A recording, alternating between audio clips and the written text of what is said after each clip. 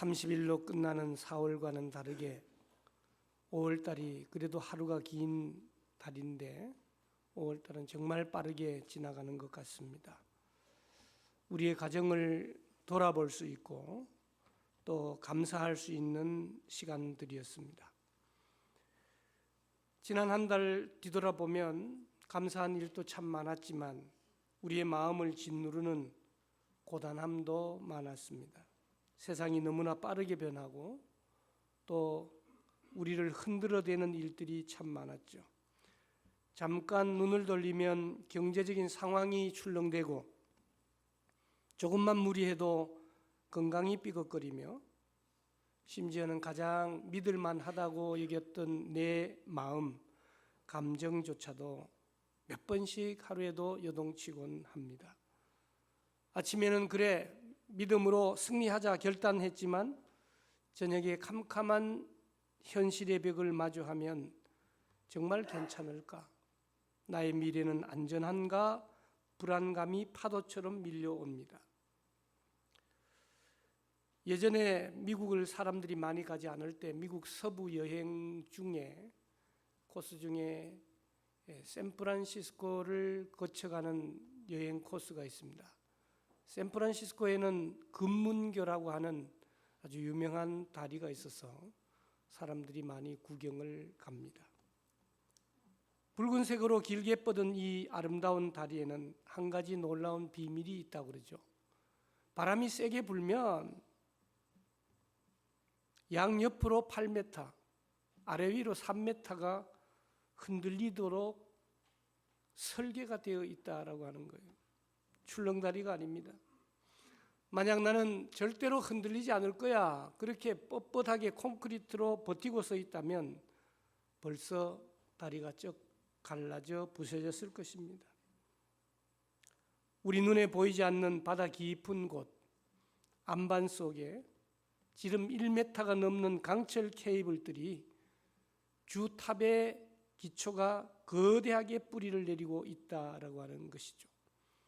오늘 우리도 마찬가지 우리가 일상을 살아가면서 얼마나 많은 거친 비바람이 불어옵니까? 건강이 흔들리고 물질의 어려움을 겪고 인간관계가 요동을 치는 거예요. 우리의 믿음이 없어서가 아니라 연약한 인간이기 때문에 누구나에게 닥쳐오는 현상입니다. 중요한 것은 그 흔들림 속에서 나를 붙들고 있는 기초가 무엇이냐라고 하는 겁니다. 오늘 본문 말씀은 마지막 부분에 영혼의 닻을 얘기합니다. 한마디로 얘기하면 하나님의 신실하신 약속 맹세를 말씀하고 있습니다. 세상의 모든 것이 변해도 변치 않는 하나님의 사랑이 기록된 말씀 꼭 붙드시기를 주님의 이름으로 축복합니다. 오늘 본문 말씀을 읽어보면 우리 하나님은 말씀하시는 분이에요. 말씀하시는 것을 꼭 성취하시는 분이시다라고 하는 거예요. 여러분 말 많은 사람 옆에 있고 싶지 않죠? 계속 지 혼자 얘기하는 거예요. 나처럼 계속 얘기해요. 그러나 말할 때가 좋은 줄로 압니다. 말 안 하는 사람 옆에 있어 보면 처음에는 좋은데 저 속에 뭐가 들었는지 도저히 알 수가 없는 거예요. 그런데 우리가 믿는 하나님은 어떤 분이시냐? 14절 말씀해 보니까 복 주시고 번성하게 하시는 하나님이신데 저 말씀을 14절 말씀을 보면 뭐라고 말씀합니까? 말씀하시는 하나님이시다. 할렐루야. 오늘 이 아침도 우리에게 말씀해 주시기를 간절히 소망합니다. 누가 말씀합니까? 내가 말씀합니다. 이 내가는 누구예요? 창조주 하나님, 전능하신 하나님. 여러분 하나님이 창조주시고 전능자면 뭐예요? 내하고 무슨 관계가 있느냐? 남편께서 예수님을 안 믿어도 마음속에 한 20%는 든든함을 갖고 있겠죠. 우리 아내가 서울숲교회를 나가니까 한 20%는 내가 좀 든든하다. 창조주 하나님, 전능자 하나님은 어떤 하나님입니까? 나의 아버지가 되신 줄로 믿습니다. 나의 아버지가 되신 줄로 믿습니다. 그 하나님이 오늘 뭐라고 말씀하시냐 하면 반드시 그렇게 말하잖아요. 반드시 뭐 한대요? 너에게 복 주고 너에게 복 주며 반드시 뭐 하신대요? 너를 번성하게 하고 또 번성하게 한다. 반복 말씀하시면서 반드시라는 단어를 쓰십니다. 하나님은 오늘 우리에게 야, 네가 열심히 하면 좋은 날이 올지도 몰라 라고 하는 모호한 희망 고문을 말씀하시는 분이 아니에요. 가능성이나 확률을 말씀하시는 분이 아니에요. 온 우주의 창조자이자 전능자이신 하나님이 100% 자신의 이름을 걸고 우리에게 약속하십니다. 우리에게 맹세하십니다. 뭐라고요? 너 복 받는다. 너 번성한다. 할렐루야. 이렇게 두 번씩 강조하는 것은 뭘 얘기하고 있는 겁니까? 강조를 넘어서서 결단을 얘기하고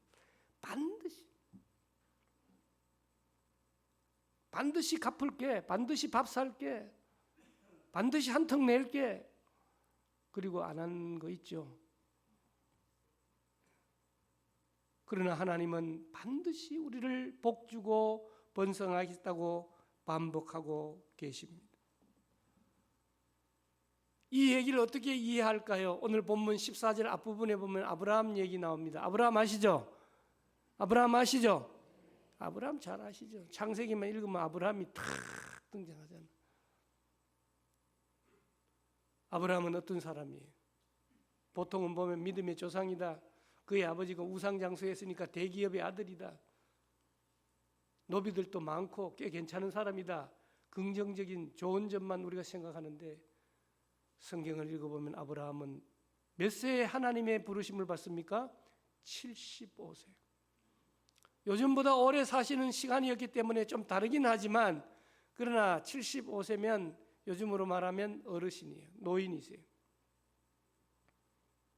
75세 이상 되시면 절대로 이사를 가시면 안 돼요. 치명을. 늘 계시던 데 살아야 돼요.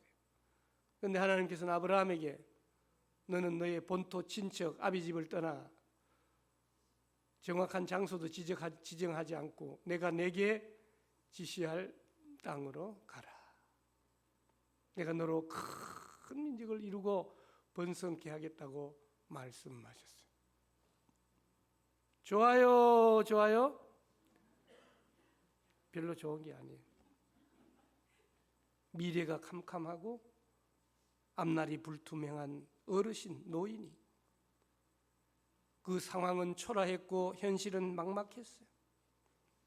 메마른 광야 한복판에 뚝 섰는데 하나님이 의로운 오른손으로 붙들고 걱정하지 마. 복과 번성을 약속해 주셨어요. 그리고는 성경을 읽어보면 진짜 복을 주셨어요. 진짜 하늘의 복을 주신 줄로 믿습니다. 지난 주간에도 56 선교회라고 하는 중부 지역 출신들을 중심으로 한 선교회가 50주년을 맞이했어요. 50주년을 맞이했다고요. 50년 동안 얼마나 고생한 분들이 많을까요? 근데 예배 드리면서 하나님께 축가를 올려드리는데 덩치도 뭐 별로 커 보이지도 않는 사람이 나와서 찬양하는데 엄청 잘하는 거예요. 담임 목사님이 대표 회장이시니까 저 도림교회라고 하는 이번에 총회를 하게 될 아주 고마운 교회죠. 하나도 안 고마운 거는 우리 교회에서 해야 되는데 그 교회에서 하니까 얼마나 고마워요. 총회 한번 하면 하여튼 뭐 그렇고. 근데 자랑을 하시는 거예요. 이분들이 전부 다 중창단인데 서울대 음대 출신이다. 아, 그래야죠. 네. 서울대 음대 출신. 그 작은 사람의 성대가 얼마나 좋은지, 또 그 옆에 선 사람은 꼭 조폭처럼 생겼는데 얼마나 더 큰 성대가 나오네. 여러분 요즘 유튜브 보시면 금방 알 수 있잖아요. 56 선교회 50주년 선교대에 치면 그 찬양이 나와요.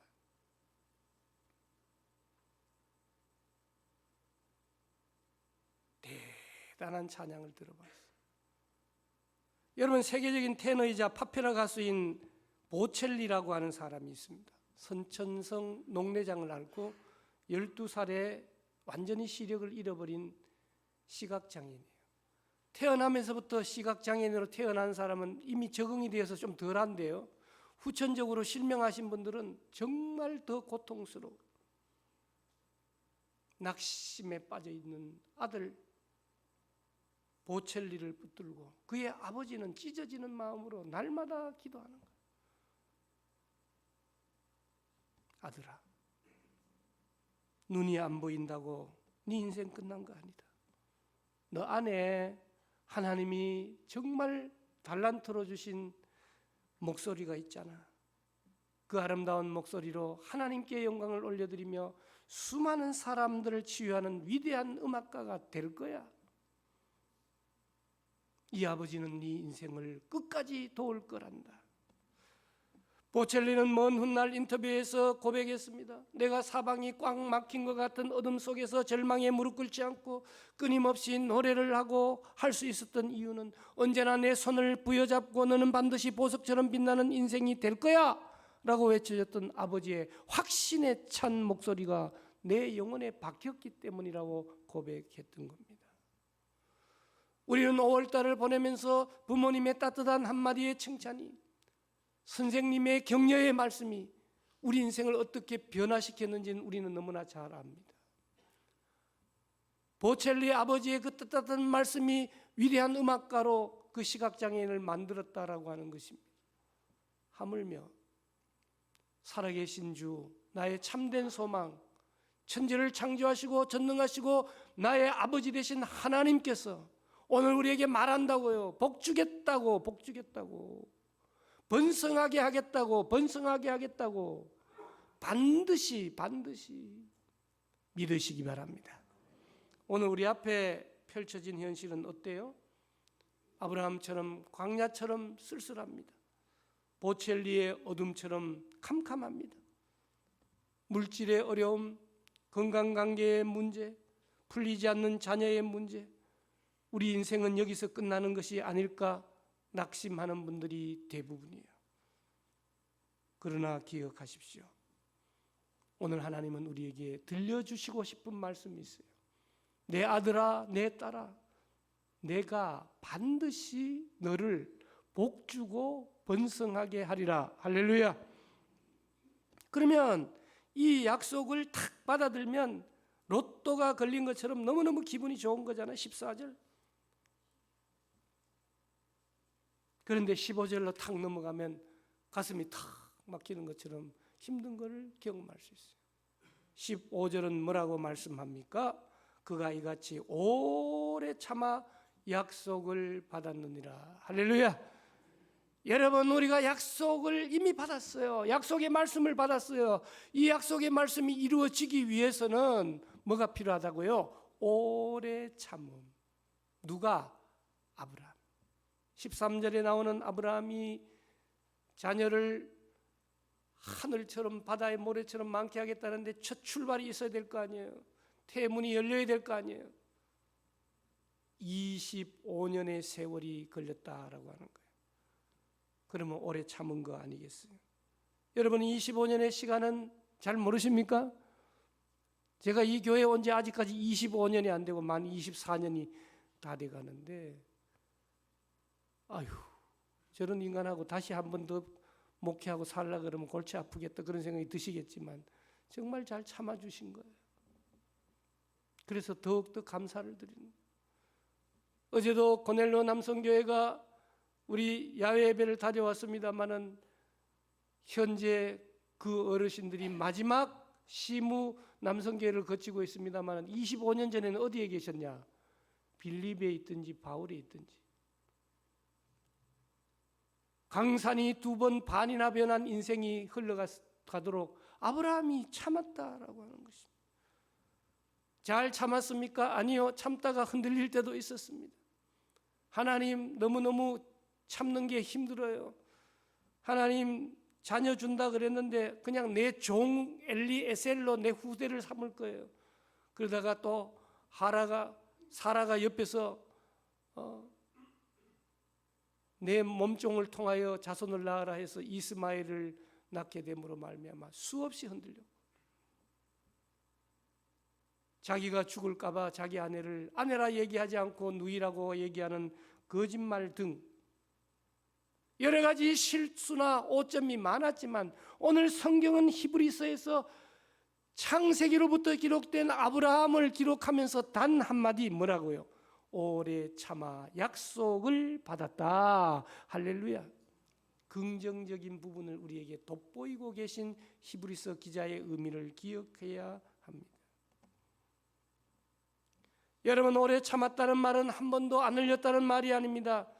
흔들리고 넘어지고 쓰러지고 자빠지고 집 나가고 돼지우리에 처박혀 있다가도 내 아버지 집, 내 교회, 예배 현장으로 다시 올라오게 되었다라고 하는 겁니다.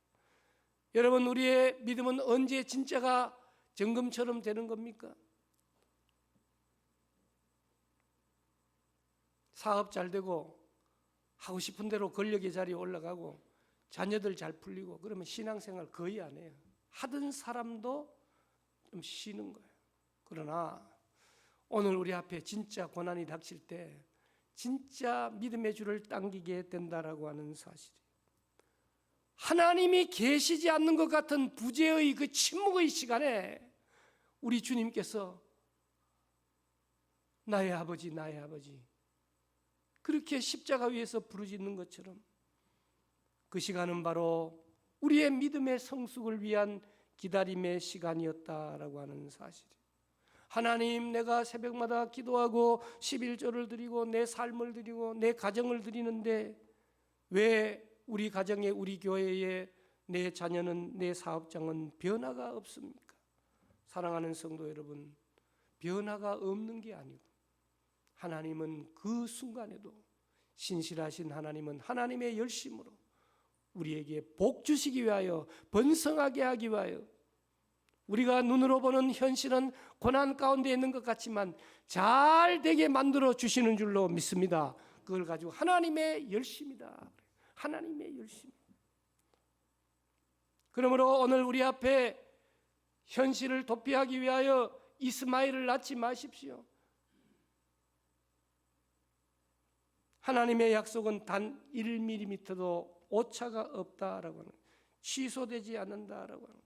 그래서 오늘 아브라함을 중심으로 15절은 아브라함이 이같이 오래 참아 약속을 받았다 그렇게 말씀하고 있죠. 사랑하는 성도 여러분, 낙심과 포기의 유혹을 예수의 이름으로 끊어내고 오래 참음으로 끝까지 버텨내야 된다는 거죠. 여러분, 참는다라고 하는 것은 성경의 9가지 성령의 열매 중에 하나인 인내인 것입니다. 참고 또 참고, 참고 또 참고. 언제까지 참는 거예요? 끝까지 견디는 자는, 끝까지 참는 자는 구원을 얻게 되는 줄로 믿습니다. 오늘 우리가 이 험한 세상을 살아가면서 오래 참아야 한다는 것 머리는 잘 알지만 우리의 육신이 너무 연약하여 주변 상황이 거칠다 보니까 붙잡고 있던 믿음의 손마저 스스로 놓고 포기할 때가 많이 있는 겁니다. 여러분, 하나님은 우리의 속성을 아신다 그 말이에요. 나보다 나를 더 잘 아시는 분은 나를 만드신 하나님이신 줄로 믿습니다. 성질 더러운 것도 알고, 성격에 괜찮은 것도 알고, 성품 멋진 것도 안다 그 말이에요. 체질을 잘 아시는 하나님께서 우리가 불안해하지 않고 안심할 수 있도록 거친 세상에서 흔들리지 않도록 보증수표를 끊어줬습니다. 그것이 바로 오늘 17절 18절에 나오는 말씀, 약속과 맹세, 말씀과 맹세라고 하는 두 축이라고 말씀드릴 수 있어요. 여러분, 언제 맹세하죠? 신용 등급이 빵점이 돼서 마이너스가 됐어요. 집에서 자녀들하고 아내한테 무슨 말을 해도 믿지 않는 거짓말쟁이가 됐어요. 그럴수록 뭘 해야 됩니까? 맹세한다. 자기 이름으로 맹세 안 되니까 우리 아버지 이름으로 맹세. 그것도 시아버지나 니나 똑같아. 이렇게 되면 또 안 돼. 그럼 어디까지 가는 겁니까? 하나님 아버지의 이름으로 뭐 하는 거예요? 맹세. 사기꾼들이 잘하는 수법이긴 하지만 하나님은 약속의 말씀도 변개치 않습니다. 말씀만 하셔도 되는데도 불구하고 하나님의 이름으로 우리에게 뭘 하신다고요? 맹세하신다.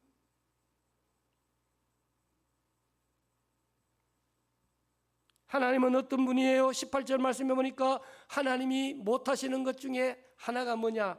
거짓말을 못한다. 사탄 마귀가 밥 먹듯이 하는 게 뭐냐? 거짓말이에요. 그래서 우리는 한번 생각해 보는 거, 내가 거짓말을 안 하는 하나님의 자녀냐, 거짓말을 밥 먹듯이 하는 사탄 마귀의 새끼냐, 우리 자신을 점검해 볼 필요가 있다. 그런데 더 중요한 것은 하나님은 그 약속의 말씀 위에다가 뭘 한다는 거예요? 맹세까지 하셨다라고 하는 겁니다. 자신의 전 존재를 동원하여 사인하시고 도장을 찍으셨다라고 하는 사실이에요. 오늘 우리 손에 들려있는 이 성경책이야말로 하나님의 맹세요, 하나님의 약속의 도장이 찍힌 것이다라고 하는 사실. 오늘 우리가 이 세상을 살다가 보면 전쟁이 나가지고 야전에 병원이 세워졌어요. 병원에는 누가 계셔야 합니까? 병원만 덩그렇게 있으면 뭐예요? 오히려 열받는 거예요. 뺑뺑이 돌다가 응급실에서 안 받아주면 죽는 거예요. 그럼 병원은 있거나 말거나 의미가 없어요. 야전에 병원에 누가 있어야 되는 거예요? 군의관이 있어야 돼요. 총 맞아 죽었어. 약이 다 떨어졌어. 그러면 그 병원, 야전 병원이 의미가 없지 않습니까? 그렇듯이 내 삶의 자원이 바닥나고 건강이 바닥나고 영적 에너지가 고갈되었습니다. 정말 이제 끝났구나. 그때 사탄 마귀는 우리에게 와서 말합니다. 너는 끝났어. 네 인생 여기까지야. 꼬드기는 거짓말로 속삭입니다. 그때 우리는 어떻게 해야 됩니까? 흔들리는 감정, 초라한 환경만 보지 말고 두 눈을 똑바로 떠서 하나님의 말씀을 붙들어요. 여러분 요즘 하나님의 말씀 안 붙들어도 살만하시죠? 바쁜데 뭐 다른 책 읽어야 되지 성경책을 뭐 다 아는 성경책을 읽는. 여러분 우리는 약속해야 돼요. 약은 효능이 있어요. 약 좋다고 약 모르고 탁탁 나와야죠. 약 모르고. 그렇지. 아무 약이라고 막 잡수시면 안 돼요. 약 좋다고 남용해서도 안 돼요. 그 중에 가장 센 약이 뭐냐면 이 구약과 신약인 하나님의 말씀이에요. 아무렇게나 막 읽어서 안 돼요. 한 말씀 한 절이라도 우리의 심장의 폐부를 찌르고 우리 자신을 변화시켜서 하나님의 사람으로 만드는 이 하나님의 말씀을, 약속의 말씀을, 맹세의 말씀을 붙들게 될 때 천지는 없어지겠으나 하나님의 입에서 나온 말씀은 한마디도 땅에 떨어지지 않고 반드시 성취되는 줄로 믿습니다. 그러면서 오늘 결론적으로 19절은 우리가 소망을 가진 사람들이 되어야 된다.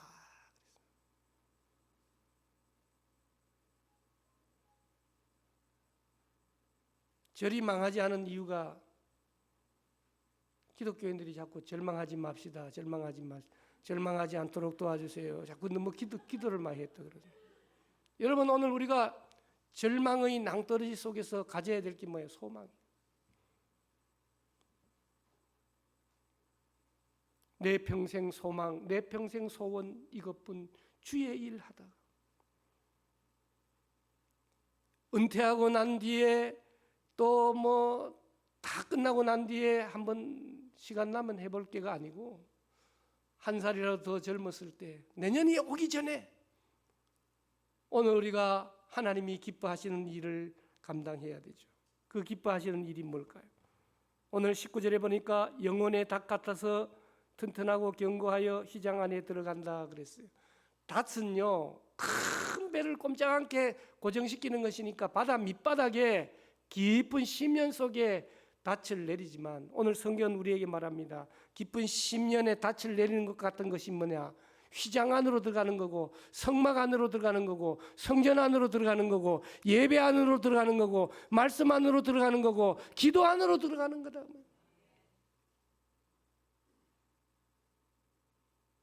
목사가 하는 일이 뭐냐? 축 처져 있는 성도님들을 잘 격려해서 기쁨으로 하나님을 섬기는 일들을 감당하게 하는 일들이 아니겠습니까? 여러분, 배가 폭풍우를 만나도 떠내려가지는 이는 바다 깊은 곳에 닻을 내리고 있기 때문이다 라고 하는 사실입니다. 오늘 하나님의 말씀은 사정없이 요동치는 이 세상이라고 하는 바다를 항해하는 저와 여러분들에게 결코 흔들리지 않은 영혼의 닻이 되어주었다라고 하는 사실입니다. 우리가 인생을 살면서 낙심하고 절망하는 이유가 뭐예요? 파도가 세기 때문이 아닙니다. 풍랑이 거칠어서가 아닙니다. 우리의 인생의 닻을 잘못된 곳에 내렸기 때문이다. 어떤 사람은 시시각각 변하는 환경에 닻을 내리다 보니까 경기가 조금만 안 좋으면 닻에 쓸려 내려갑니다. 어떤 사람은 하루에도 수십 번 고점과 저점을 롤러코스터를 타는 감정의 닻을 내리는 분도 있어요. 그래서 어떤 때는 그냥 좋다가 서운한 말 한마디만 들으면 지옥에서 헤매는 경우가 있어요. 어떤 사람은 육신의 건강, 어떤 사람은 인간관계에 인생의 닻을 내리지만 조금만 바람이 불어도 이리저리 표류하는 것이죠. 그러나 세상 모든 것이 다 흔들려도 영원히 변치 않는 유일한 대지, 그것이 바로 하나님의 말씀. 오늘도 찬송가 불렀습니다만 우리 찬송가 중에 클로스비 여사가 작사한 찬송이 너무나 많습니다. 찬송가 391장에 보면 오 놀라운 구주 예수 참 능력의 주시로다는 찬송가가 있습니다. 이 클로스비는 평생을 눈이 보이지 않는 시각장애인으로 살았어요. 그러면서도 9,000편이 넘는 찬송시를 썼어요. 태어난 지 몇 달 만에 의사 선생님의 실수로 실명했고, 어려서 아버지를 여의었고, 결혼 후에는 하나뿐인 아이를 먼저 하늘나라로 보냈다. 고난의 3종 세트처럼 욥과 같은 고난의 사람 아닙니까? 세상 기준으로 보면 그녀의 인생은 폭풍우의 한복판에 서 있는 거죠. 절망에 떠내려가지 않는 그녀를 보고 그녀의 친구가 질문을 했어요. 클로스비, 눈도 보이지 않고 외로운 처지인데 어떻게 당신은 날마다 웃음이 가득하고 아름다운 찬송시를 쓰냐? 두렵고 불안하지 않냐? 클로스비가 대답합니다. 환하게 웃으면서 대답합니다. 친구여, 내 육신의 눈은 암흑 속에 있고 내 삶의 환경은 흔들리지만 내 영혼은 한 번도 표류한 적이 없다. 왜냐하면 내 영혼의 닻이 저 하늘 성소 나를 반드시 축복하고 인도하시겠다는 약속의 예수 그리스도의 품에 단단히 박혀있기 때문이네. 폭풍이 강할수록 내 영혼에 닫힌 주님의 신실하심 속을 더 깊이 파고드네 라고 대답을 합니다. 그래서 그녀가 쓴 찬송 391장 2절은 메마른 땅을 종일 걸어가도, 한번 불러볼까요? 메마른 땅을 종일 나 피곤치 아니하며 저 위험한 곳 내가 이를 때면 큰 바위에 숨기시네. 여러분, 메마른 땅을 10분, 20분 걸어가는 게 아니에요. 종일 걸어가도 피곤치 않대요. 왜 피곤치 않겠어요? 저 위험한 곳 이룰 때에 큰 바위에 숨기신다고 고백하고 있는 겁니다. 오늘 우리는 5월 달을 잘 마감하고 있는 거예요. 출발도 잘해야 되지만 일본말로 미스꾸리, 마무리 잘해야 됩니다. 오늘 거룩한 예배에 나오신 여러분들 축복합니다. 하나님이 안 그래도 복 주시는데 또 복 주시고 번성하게 하십니다. 혹시 우리에게 원하는 복이 안 온다 할지라도 하나님이 우리의 아버지 되심을 인하여 우리는 기뻐합니다. 이제 6월을 시작하는 거예요.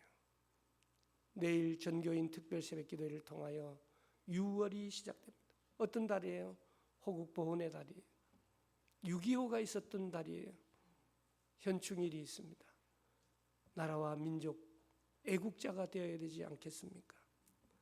오늘 우리는 우리의 영혼에 닿칠 세상의 감정에 물질에 두지 마시고 이 거룩한 예배당에 하나님의 말씀 안에 그리고 기도 안에 우리의 인생의 닻을 내림으로 말미암아 풍랑이 심할수록 든든하신 하나님의 은혜를 경험하는 저와 여러분들이 되시기를 주님의 이름으로 축복합니다. 살아계신 하나님, 우리가 살아가는 세상은 금문교처럼 사정없이 흔들립니다. 내 인생의 자원은 야전병원처럼 바닥날 때가 많았습니다. 그러나 오늘 다시 한번 내가 하나님이 천지를 창조하신 창조주가 전능자가 우리의 아버지 되신 하나님이 반드시 너를 복주고 번성하게 하신다고 약속하시고 맹세해 주시니 감사합니다. 이제 우리는 아브라함처럼 오래 참아 약속의 열매를 취하는 승리자가 되게 하여 주시옵소서.